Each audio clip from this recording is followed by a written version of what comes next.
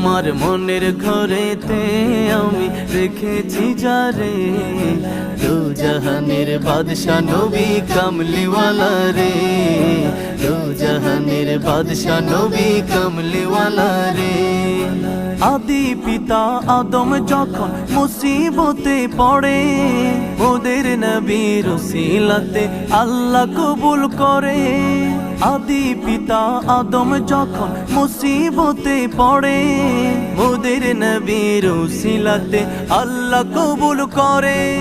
সাকারাতের বিছানাতে দেখা দিও রে, দু জাহানের বাদশা নবী কামলিওয়ালা রে, দু জাহানের বাদশা নবী কামলিওয়ালা রে।